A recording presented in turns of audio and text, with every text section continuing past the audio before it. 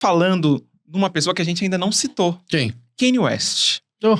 Kanye West. Como passamos por esse personagem em branco, né? Como passamos em branco por Kanye West, que teve o seu show cancelado aqui em São Paulo. Qual que é a sua opinião sobre este cidadão? Eu acho que a gente tá dando aula em vários bagulho, e um deles é, mano, censurar a nazi mesmo. Tem que ser isso, tá ligado? Até suástica virar hélice, tá ligado? De virar ventilador.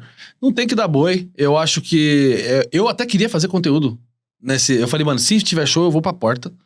Vou fazer... E deve ser um puta show, tá? Deve ser foda. Mas não entraria, não iria, não veria. Faria conteúdo tentando... Quem disse essa frase, tá ligado? Mussolini ou Kanye West? Porque existe muito isso.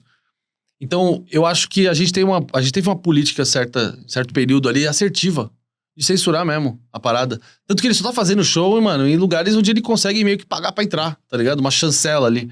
A maior parte das casas, assim, dos lugares que fazem turnê não estão incluindo o cara no circuito. E lógico, também o cara... Perdão. O cara, antes de ser racista, o cara foi antissemita. E aí ele tá atacando uma parcela da sociedade com uma grande concentração de renda. Tá ligado? Então as portas... Ele tem o poder. As portas se fecham de forma muito mais rápida, muito mais ágil, o boicote que ele sofre é diferente. Então, tipo, cara, eu lamento, tá ligado? Lamento muito, porque é um cara que dominou a cena, é um cara que tem uma história absurda, né? É isso que eu ia te falar sobre a decadência dele, porque ele surge e a história dele toda é de um cara muito revolucionário, digamos assim, eu não sei se é a palavra, mas um cara que também tinha linha de tênis ali da Adidas e tudo. Sim. É um cara que todo mundo elogia. Como que ele se perdeu no personagem?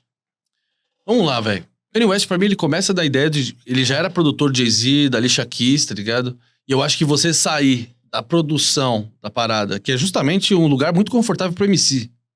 Tem o produtor lá, na sombrinha. Porque várias pessoas vão gostar de sua música por causa da batida. Tá ligado? Nem sempre é sua rima, meu parceiro. E deixar esse cara na moita, até pra os outros MCs não abrirem o olho, era ótimo. Você pega o Kanye West e fala assim, mano, eu quero fazer minhas músicas, e de repente o cara aposta em si mesmo, faz a parada virar, a ponto de ter linha de tênis, a ponto de ter as paradas tudo. Eu acho que começa por aí.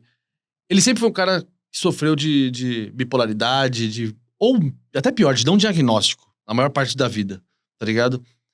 Eu acho que o que junta, e aí eu vou trazer uma teoria minha muito maluca, mas eu acho que faz sentido, até porque o Brasil passou por isso um pouco. A ligação da política com a religião, que é muito recente na vida, começando a estourar muito com álbuns e tudo mais. Ele perde a mãe dele, que ele era uma pessoa muito dependente emocional ali. Era a pessoa que guiava, era onde traçava o certo do errado, era o que fazia o cara não se crescer tanto. E quando ele perde ela, você pode perceber que isso tem um impacto na carreira dele absurdo. A priori, tem um impacto positivo em termos criativos, mas você já vê que ele já começa a ter uma criatividade muito próxima de, tipo, uma megalomania. Tipo, eu vou fazer o bagulho foda porque eu sou esse cara. E ele faz coisas que ninguém esperava que ele fizesse. Então, nesse termo, ele foi revolucionário. Ele conseguiu dominar a cena, sei lá, de 2007, 2008 até 2013, 15, sei lá. Tipo, sem muita disputa. Até porque também não era um rap muito de mensagem. Tinha, mas era uma outra forma de construir. Não era um protesto, era umas mais inteligentes. E ele tinha vulnerabilidades da cena que eu tava falando, que era muito conservadora. Então... é muito conservador. De repente o cara vai lá, ele faz um show de polinho, rosa, de mochilinha. Totalmente pra provocar, velho. Totalmente pra se... Da mesma forma que o André 3000 fez antes dele. Tá ligado? E meio que, tipo, foi um dos começos pro fim do Outkast. Então, sim, ele tinha essa personalidade. Só que, de repente, ele sempre teve uma ligação muito forte com a mãe. A mãe dele falece. Antes dele de fazer uma cirurgia lá estética que ele tinha pagado pra ela. Então tem toda essa carga também de culpa na parada. E pra piorar... sempre foi um cara muito religioso.